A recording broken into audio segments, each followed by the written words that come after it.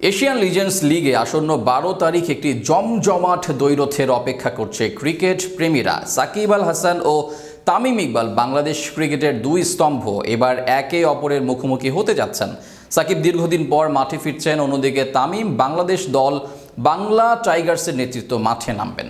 দুজনেই ক্রিকেটের তারকা, আর তাদের এই প্রতিদ্বন্দ্বিতা ভক্তদের মধ্যে বাড়তি উত্তেজনা তৈরি করবে। সাকিবের লক্ষ্য অলরাউন্ড পারফরমেন্সের মাধ্যমে জয় ছিনিয়ে আনা, তামিমের লক্ষ্য দলের নেতৃত্ব দিয়ে সাফল্য অর্জন করা।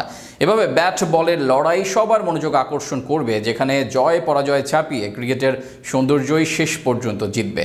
এসব নিয়ে বিস্তারিত থাকছে প্রতিবেদনে। আসন্ন এশিয়ান লেজেন্ড লিগে আগামী ১২ তারিখ সাকিব আল হাসান এবং তামিম ইকবাল একে অপরের মুখোমুখি হতে যাচ্ছেন। একে তো সাকিব আল হাসানের অনেকদিন পর মাঠে ফেরা, তার উপরে সাকিব তামিম দ্বৈরথ। এমন ম্যাচ দেখতে ভক্তদের আগ্রহের কোনো কমতি থাকার কথা নয়। সাকিব আল হাসান খেলবেন এশিয়ান স্টার্সের হয়ে, পক্ষান্তরে তামিম ইকবাল প্রতিনিধিত্ব করতে যাচ্ছেন বাংলাদেশের দল বাংলা টাইগার্সের হয়ে। তাই এমন ম্যাচ ভক্তদের আগ্রহের কেন্দ্রবিন্দুতেই থাকার কথা। সাকিব ও তামিম বাংলাদেশ ক্রিকেটের দুই স্তম্ভ। তাদের ব্যক্তিগত পারফরমেন্স যেমন দর্শকদের মাতিয়ে রাখে, তেমনি তাদের প্রতিদ্বন্দ্বিতা মাঠে এনে দেয় বাড়তি উত্তেজনা। বাংলা টাইগার্সের নেতৃত্বে থাকা তামিম চাইবেন দলকে সামনে থেকে নেতৃত্ব দিতে।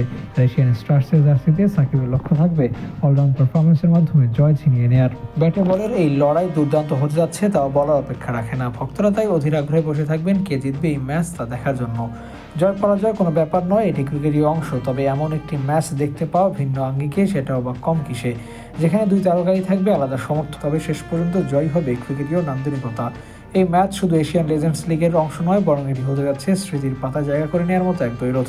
সাকিব তামিম দীর্ঘদিনই এক স্বপ্নই বুকে ধারণ করে আসছেন, বাংলাদেশের জন্য দীর্ঘদিন খেলেছেন। তবে ঘরোয়া ক্রিকেটে এর আগেও একে অপরের বিপক্ষে খেলেছেন বিপিএল। এবার বিদেশের মাটিতে একে অপরের মুখোমুখি হতে যাচ্ছেন।